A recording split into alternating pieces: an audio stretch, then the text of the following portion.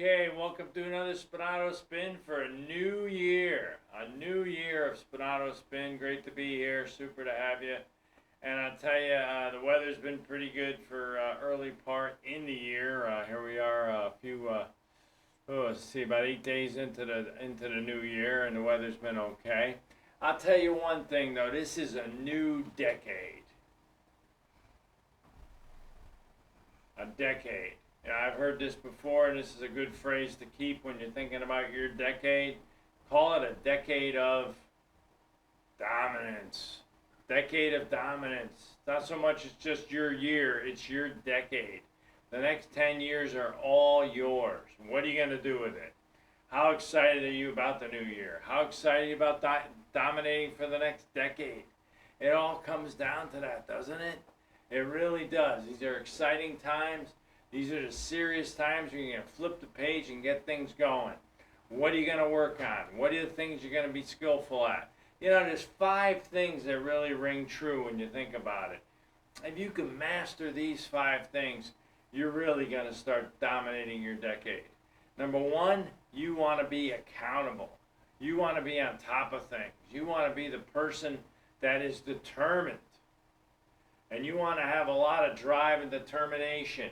You see, the whole idea of determination is, people talk about that soft little word, resolution, this and that, I'm going to do this. Well, those resolutions go by the board in no time at all. But what's your determination for this year? What are you determined to get done? What are you determined not to quit on? What are you determined to make sure that things get done? What is it? Identifying that is a key part of whether or not the year is going to go your way. And quite frankly, the decade's going to go your way. It's a fresh start. It's a way to get things going. Number 1, we're going to talk about 5 abilities real quick here. The first one is accountability, right? You're going to be accountable. The second one is coachability. You see, a lot of people don't hold themselves accountable.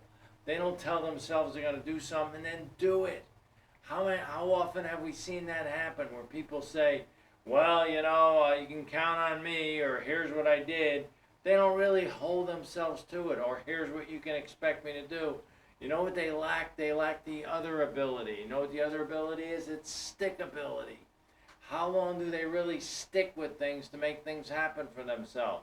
I heard a great coach, one who's going for another national championship, going for his 30th win in a row, doing something unbelievable in college football, really good coach, a born leader, a good fighter. You know what he said in the problem in America today? There's too many people that quit too easy. They don't want to stick it out. They don't want to go through the tough times. You hit some controversy and they're out. That's not what you do. Look at your resolutions. The 15th of the month is usually when everyone quits. What are you going to do to stick it out? Here's one thing you could do too. You could think about when it starts to happen, when you feel like it's slipping away, what's your plan? What's your plan for sticking with it? That's what it's going to come down to. That's stickability. You got to be accountable. You got to be coachable. You could be your own coach. You got to know what the plan is. You got to know how hard you're going to fight to keep it going, because you're going to stick with it, because you're coachable. A lot of people, here's the worst thing you can hear from somebody. Ask them, are you coachable? And they go, yeah, I'm coachable. Then they're not coachable. Okay? If someone says, yeah, I'm coachable, you say, no. Here's what a coachable person does. When the coach calls a play, you run it. That's it. You run the play. You don't only call the plays you like. You call the play because the coach called it. Because next time when you're in position to make a call and tell somebody what to do, no one's going to do what you ask them to do. Because you don't know how to take calls. You don't know how to understand how to be coachable yourself. How are you going to teach somebody to be coachable with you? What kind of leadership is that? When someone calls a play, when the coach calls a play, you run it. Whether or not you like it, you don't have to like it. You got to run that play. That's part of being coachable. Sticking with it is sticking with the plan all the way through. What's the other one? The other ability is compatibility. You got to be compatible. You got to be a decent person. There's a lot of people that people know, and quite frankly, that people don't like them.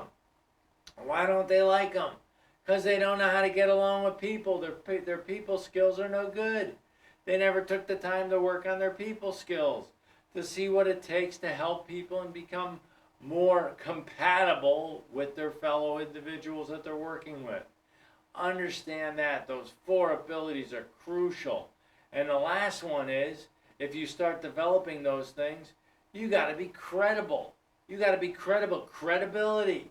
What does that mean? You can only give credibility or get a credibility from somebody else, but at the same time, you could be the one that starts developing a little credibility because, number 1, you're accountable.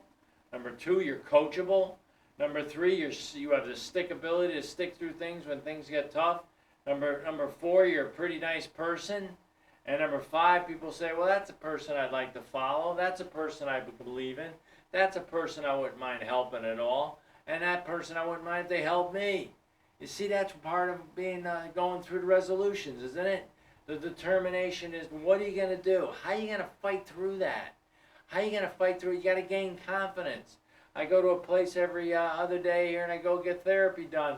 And one of the things that is done at the therapy is firefighters come in and they get their injury problems taken care of. They try to rehab right there to get themselves feeling good. Why? Why do they want them rehabbing and feeling good? Yeah, physically, yes. But more emotionally, yes. More because they want to build their confidence back. They want to get their credibility back as a firefighter. They want to show that they're willing to fight to the end, to have stickability, to have that whole concept of abilities working in their arsenal so they can start believing in themselves again. Now, fighting fires is not easy, especially after you get hurt. I mean, I can just imagine that. I'm not speaking from experience, but I can just imagine that from afar. If I'm a firefighter and I fell down and got hurt while I was fighting a fire, how excited would I be to get back in there unless I worked and built up my confidence again? See, that's what we're going to do in 2020, aren't we? We're looking at it right now. What is the last picture there? We got to set our sail. We got to make sure that whatever we do, the wind is at our back.